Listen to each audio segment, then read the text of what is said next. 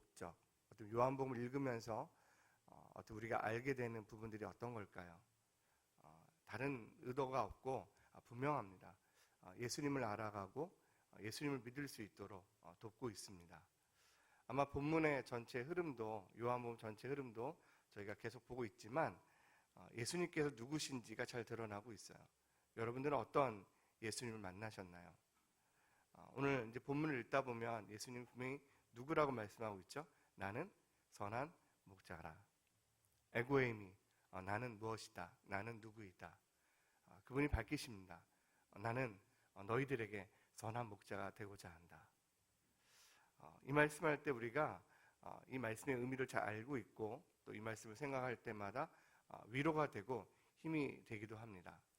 근데 오늘 이 본문이 이렇게 진행되는, 그러니까 전체 흐름을 보면 이 요한복음 이 10장에서 이 본문을 빼놓고도 흐름이 이어집니다. 제가 그 이유를 잠깐 설명을 드릴게요. 앞에 이 사건의 전에 뭐가 나오죠? 바리새인들이 논쟁이 붙어요. 그리고 이 10장 중반 이후에서도 다시 그 논쟁이 이어집니다. 그러니까 앞에 문맥상으로 볼 때는 이 선한 목자의 내용이 빠져 있어도 전체 요한복음을 읽어 나가는데 흐름을 이해하는데 방해가 되지 않습니다. 오히려 자연스럽게 넘어가는 부분이 있습니다. 그런데 이 논쟁 사이에 왜 요한복음의 이 바리새인들의 논쟁 사이에 이 선한 목자를 기록했을까요? 앞의 사건이 뭐였죠? 네, 실로암에서 한 소경이 눈을 뜬 사건이었어요. 근데 그가 그 사건 속에서 바리새인들에게 질책을 당하고 질문을 당할 때 사실 그를 협박했습니다. 너가 우리들의 말을 따르지 아니하면, 예수를 부인하지 아니하면 너를 이 공동체에서 출교시키겠다. 그의 부모는 그 압박감에 못 이겨서 그 말을 하지 않습니다. 그러나 그 소경이었던 형제는, 그 지체는 어떻게 해요? 예수님을 고백합니다. 선지자를 고백하고 그분이 어떠한 분인지를 이야기합니다.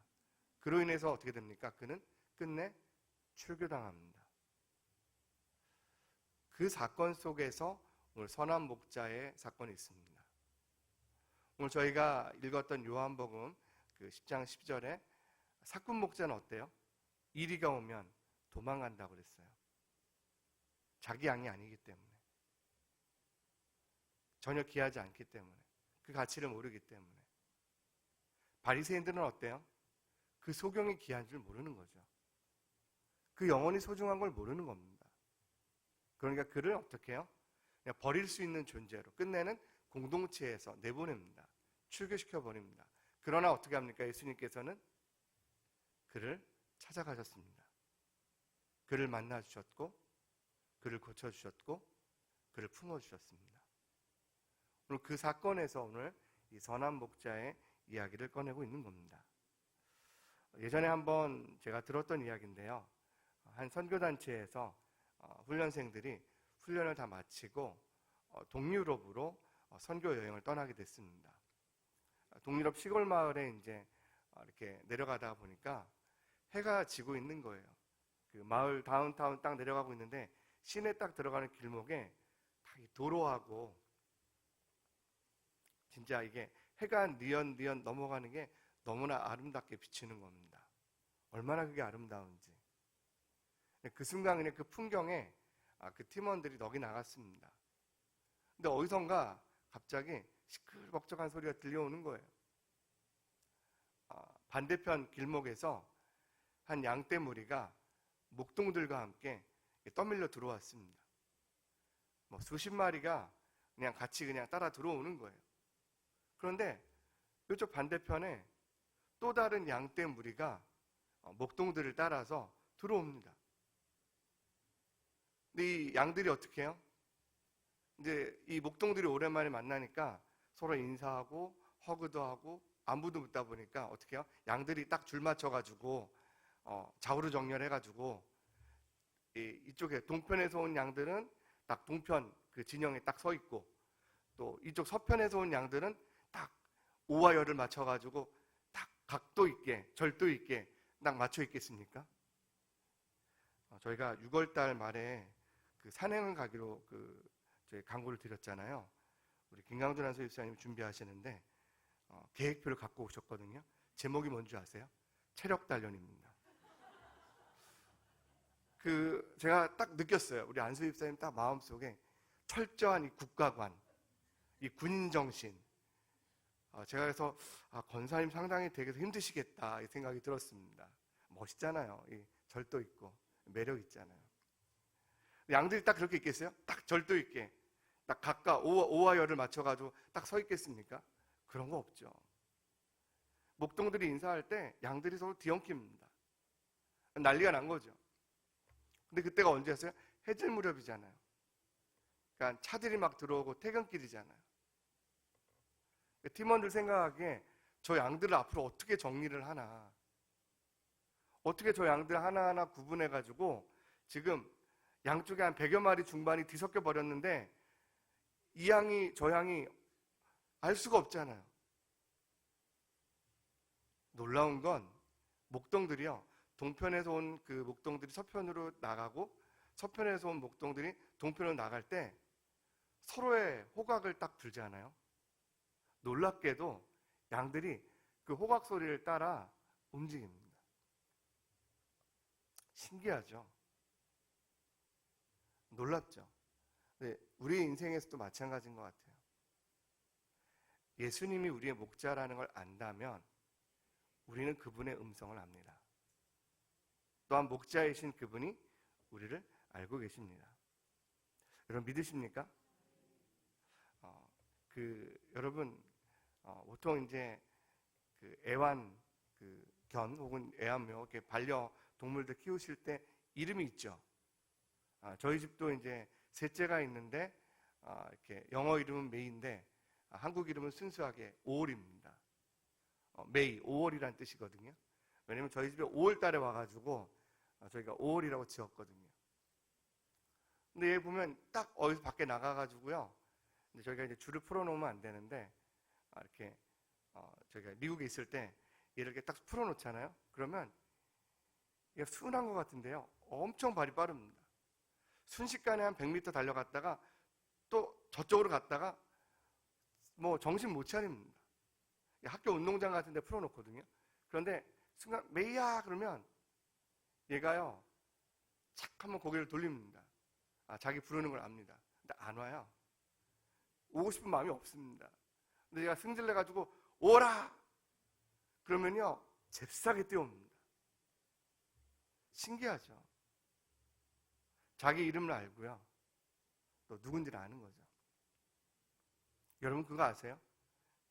보통 이제 뭐 이렇게 친근한 강아지들도 있지만 친근한 고양이가 사실 친근하기 쉽지 않은데, 근데 이 반려동물들이 안면을 인식하는 능력이 있는 거 아세요? 사람의 얼굴을 기억을 하고요. 무엇보다 사람의 표정을 기억한답니다. 이 사람이 웃는 얼굴인지 아니면 찡그리고 좀 짜증내고 화가 난 얼굴인지. 근데 그걸 알고 반응을 한다는 거예요. 근데 이 말뜻을, 그러니까 이거 잘 보면 어때요? 집에서 키우는 작은 반려동물도 주인의 얼굴을 알고 또 주인의 표정을 알고 주인의 음성을 압니다. 주인이 그를 알듯이. 여러분 하나님께서 여러분의 이름을 아십니다. 여러분의 형편을 아십니다. 여러분의 마음을 알고 계십니다. 임재의 뜻이 뭐라 그랬어요? 구별된 시간과 구별된 장소에 하나님 함께 하시는 것. 다시 말하면 그건 뭐예요? 하나님이 내가 어디에 있는지 아시는 거예요. 내가 무엇을 하는지 알고 계시는 겁니다. 이사야서 49장 16절에 이런 말씀이 있습니다. 내가 너를 내 손바닥에 새겼고. 손바닥에 새겼다라는 건 뭐예요? 히브리 사람들에게 갖고 있는 개념은 단 하나입니다. 내가 너를 잊지 않고 있다. 내가 지금도 너를 기억하고 있다. 하나님은 우리의 이름을 당신의 손바닥에 새겨 놓으셨습니다. 하나님 우리를 잊지 아니하십니다. 하나님은 우리를 끝까지 기억하십니다. 우리를 놓치지 아니하십니다. 어떻게 보면 우리 하나님께서 우리의 이름을 아실 뿐만 아니라 우리를 그 이름을 따라 부르고 계십니다. 하나님께서 그 부르실 때는 이유가 있어요. 우리가 그 인도한다라는 말을 생각할 때 딱 떠오르는 말씀이 어디가 있어요? 이 요한복음 10장에 목자가 양을 인도한다라는 이 말씀을 구약의 어떤 말씀하고 생각이 나요? 예, 고맙습니다. 예, 제가 이렇게 꺼내주시길 바랬는데 우리 시편 23편에 있습니다. 어떤 말씀이에요? 여호와는 나의 목자시니. 그분이 누구인지를 설명하고 있어요. 누구의 목자예요? 다른 사람의 목자가 아니고 누군가의 목자가 아니고 나의 목자가 되십니다.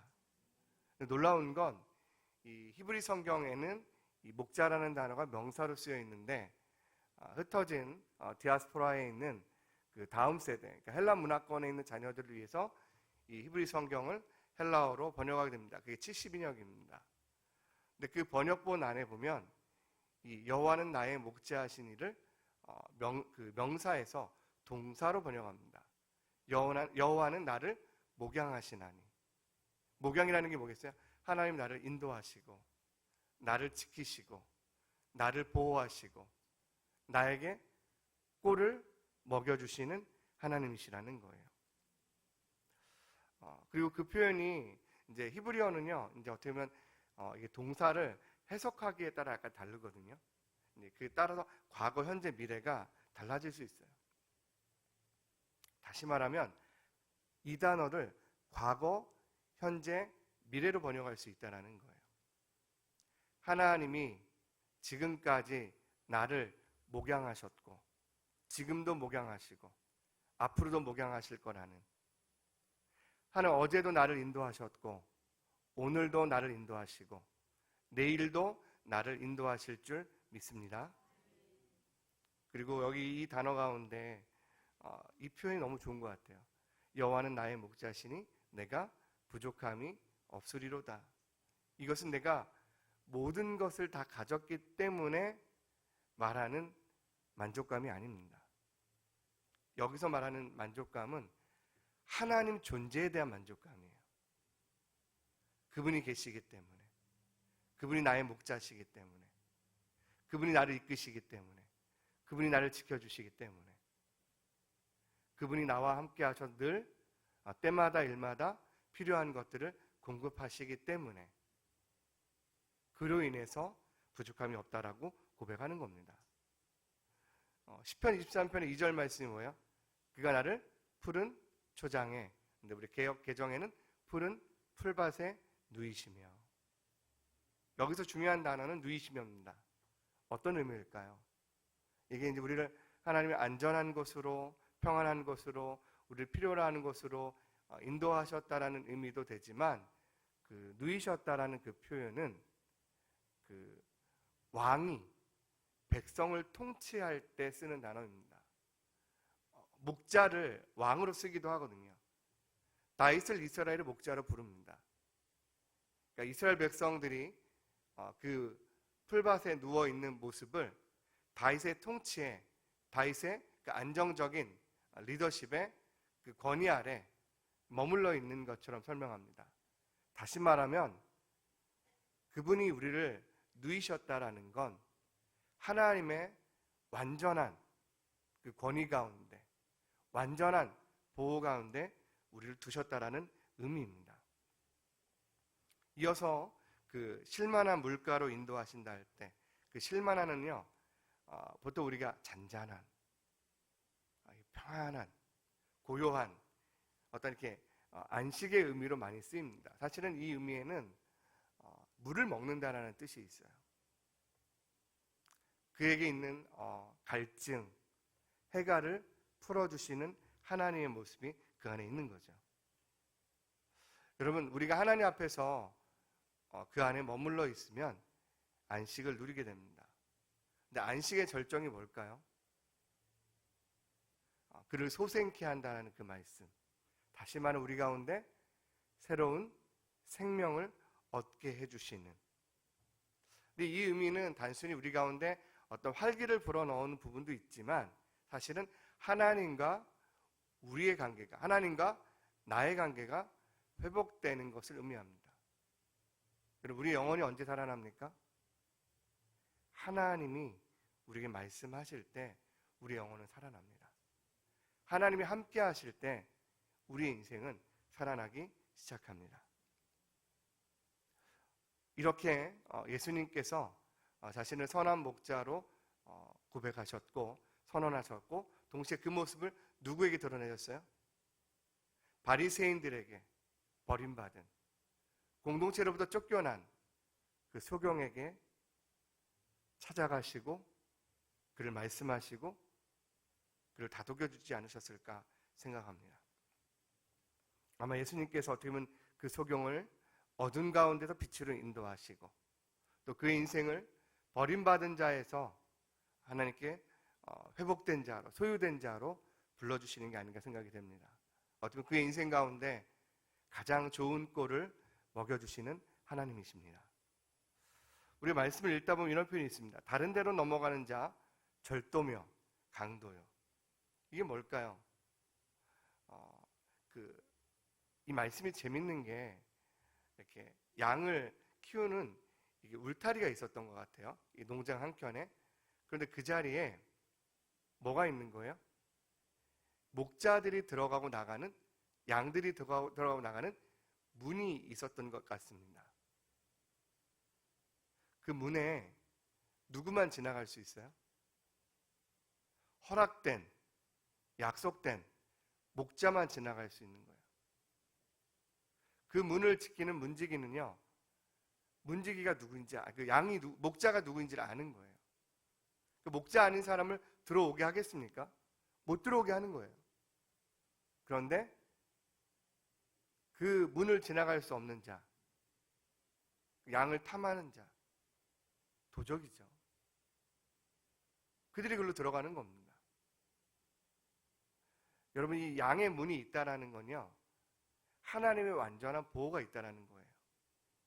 또한 동시에 이 문은 아까 말씀드렸던 것처럼 정해진 자만, 약속된 사람만 그 문을 들어갈 수 있다라는 겁니다. 목장이 크면 양의 우리 가운데 문이 여러 개가 있을 수도 있지만 대부분 큰 문은 하나밖에 없었습니다. 이 말의 의미는 뭐예요? 이 양들을 들어가게 하고 나가게 하는 권한이 누구에게 있다는 거예요? 그 문지기와 목자에게만 있다는 거예요. 양을 지키고 양을 인도하고 양을 보호하고 양을 그 보살피는 권한은 누구에게만 있다는 거예요? 거짓 교사였던, 소경을 내쫓았던, 사꾼 목자였던 바리새인이 아니라 참된 목자셨던, 선한 목자이셨던 예수님에게만 있다라는 겁니다. 제 은사분이 예전에 그 시카고 트리니티에도 공부하실 때 논문이 안 써지더래요.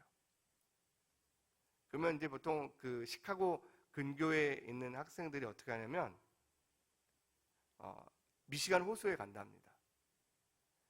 이제 이게 거의 이게 엄청난 큰 호수거든요. 고양시가 그냥 통째로 그냥 들어가는 만한 호수입니다.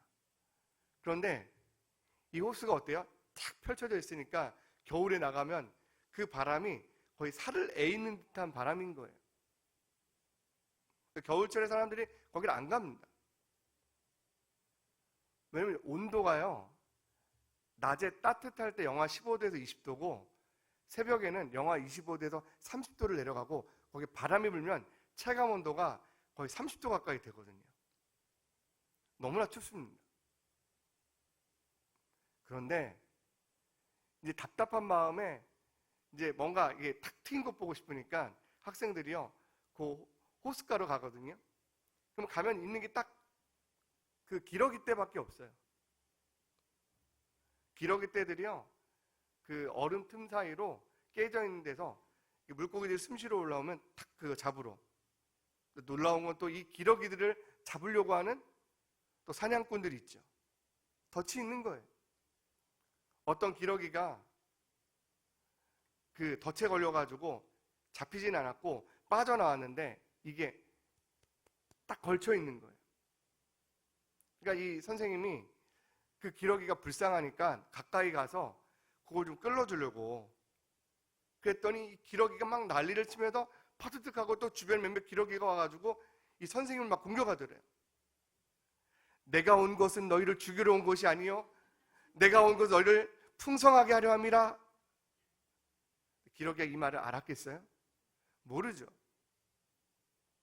그러니까 어떻게 합니까? 그 다른 기러기들이 더 난리가 납니다. 근데 놀라운 건 이 산림보호원 같은 이제 이 동물 보호하는 감독관들이 있잖아요. 그 사람들이 온 거예요. 키도 엄청나게 큰 흑인이고 등치도 있는데 딱 봐도 우락부락하고 말 한마디 건네면 무서울 것 같은, 길에서 만나고 싶지 않은. 근데 그 감독관이 가까이 가니까 기러기들이 저리로 가더래요. 그리고 그 덫에 걸린 기러기가 가만히 있더랍니다.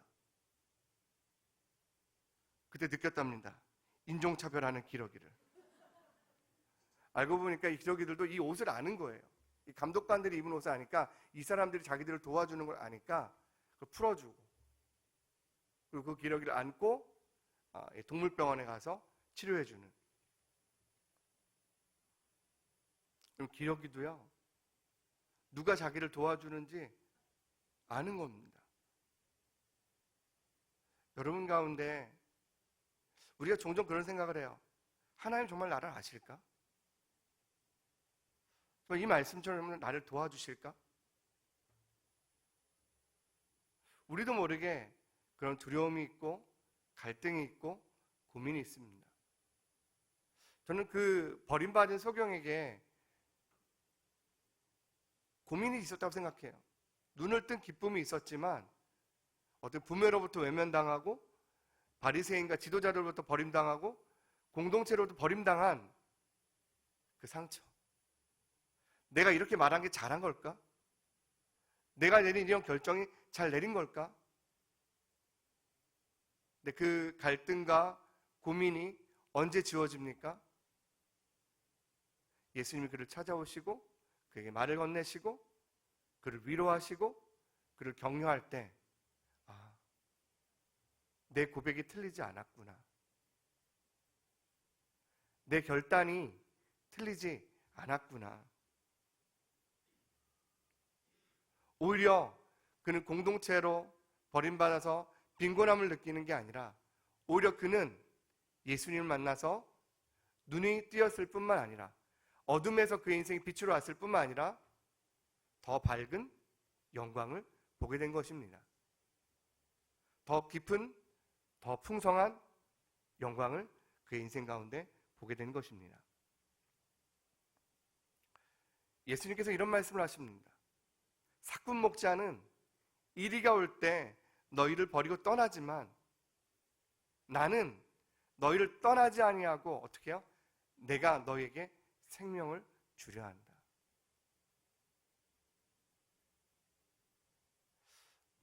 여러분, 이 말씀이 오늘 여러분에게 오늘 위로가 되고 이번 한 주간 살아갈 수 있는 여러분의 영적인 근력이 됐으면 좋겠어요.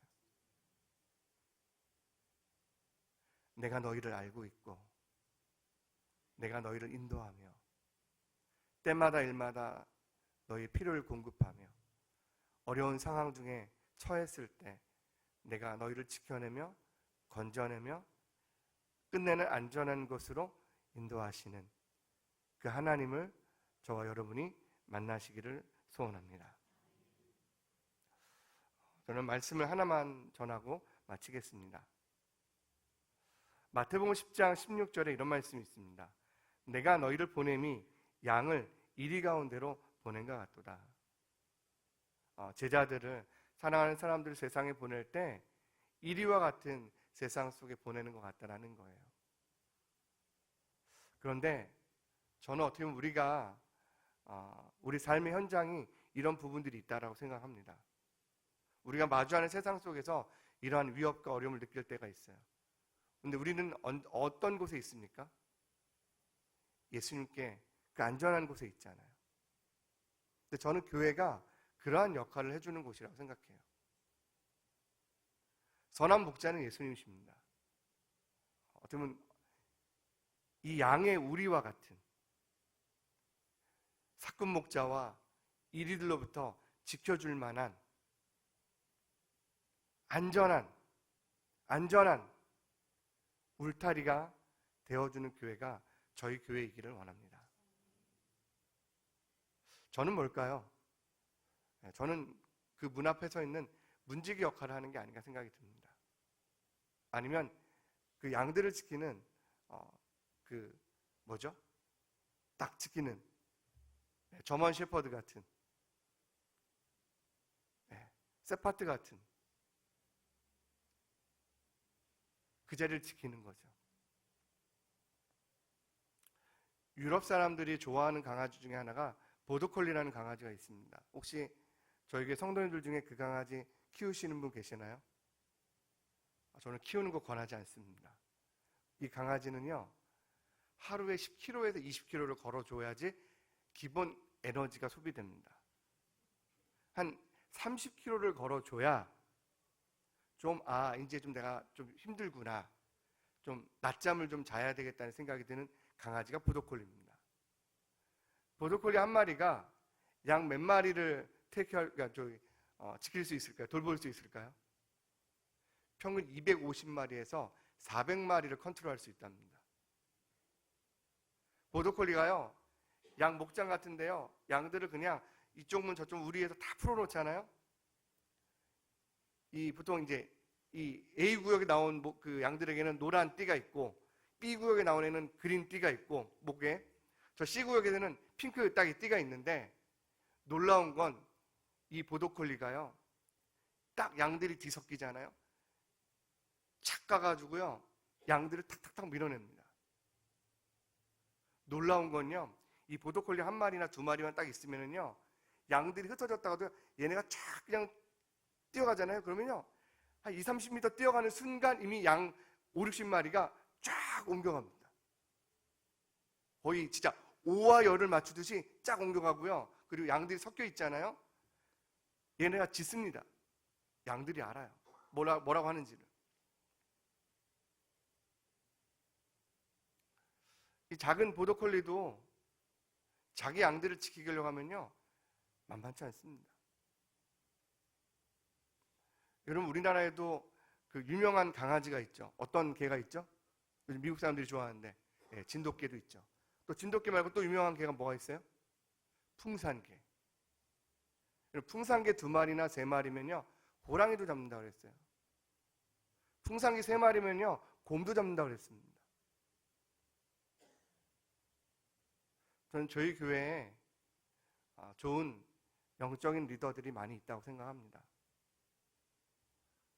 주님께서 우리의 선한 목자 되셔서 우리를 양의 문으로 이끄실 때 정말 그 버림당하고 또 누군가에게 외면당한 그 소경과 같은 지체를 품어줄 수 있는 안전한 곳이 되기를 소원합니다. 기도하겠습니다.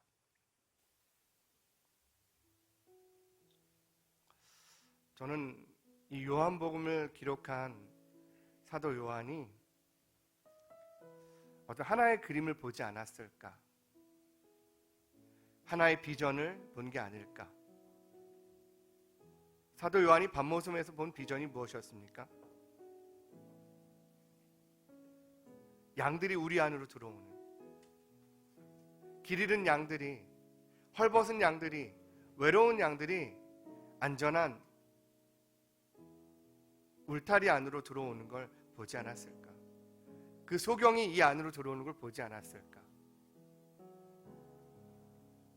그 안에 여러분 생명이 있고요, 그 안에 풍성함이 있고, 그 안에 기쁨이 있고, 그 안에 영광이 있습니다. 왜요? 그분이 모든 걸 이뤄놓으셨거든요. 자신의 몸을 깨트리셔서, 자신의 생명을 들이셔서 우리를 그 길로 인도하셨습니다. 우리 이 아침에 기도하실 때 이렇게 한번 기도했으면 좋겠습니다. 하나님, 나의 선한 목자 되어 주셔서 저를 인도하시고 때에 따라 먹이시며 어려울 때마다 지켜주시고 우리를 안전한 곳으로 이끌어 주옵소서. 주님께서 우리를 아시듯이 저도 주님의 음성을 알고 목자의 음성을 알고 목자만을 따라가겠습니다. 예수님만을 따라가겠습니다. 어린 양만을 따라가겠습니다. 우리 기도하며 나아갑니다. 나는 어린 양을 따르리. 어린 나의 온 마음 다해 그의 명령에 순종하리. 나는 어린 양을 따르리. 나는 어린 양을 따르리. 넌 힘나에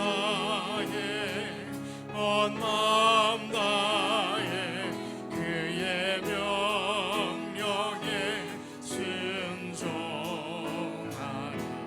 나는 어린 양을 따르리. 하나님,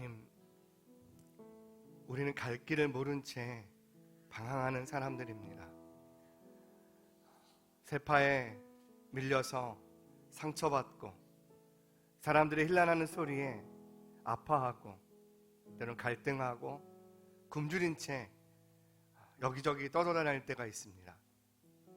그런 저희들을 주님께서 아시고 찾아오셨습니다. 저희들을 이끌어서 가장 안전한 그 양우리로, 울타리 안으로 저희를 불러주셨습니다. 그 안에서 저희가 참된 생명과 기쁨을 누리게 하시고 만족을 누리게 하시고 은혜 입은 자로 그 풍성함을 누리고 나누는 자 되게 하여 주시옵소서. 사랑하는 성도님들, 또 우리 주님 앞에 나올 때 귀한 예물을 드립니다. 하나님, 이 예물이 드려질 때마다 우리의 삶으로 믿음으로 드리게 하시고 또 무엇보다 우리 인생 가운데 가장 아름다운 고백, 주님을 사랑하고 신뢰하는 믿음의 고백과 함께 드리게 하여 주시고 또 때마다 일마다 어려울 때 그 형편들을 아뢰고 또 주의 도우심을 구하는 간구와 기도의 제목들로 함께 드릴 때 우리 하나님 기억하시고 보살피시고 또 하나님께 세세하게 간섭하여 주셔서 그들의 길을 여시고 또 그들의 인생을 인도하여 주옵소서. 특별히 재정적으로 어려운 가정마다 넘쳐 흐르도록 하시고 또 풍성함으로 넘치게 하셔서 그 가정 가운데 30배, 60배, 100배의 결실이 넘치게 하여 주시옵소서. 또 무엇보다 건강으로 은혜를 구합니다. 도움을 구합니다.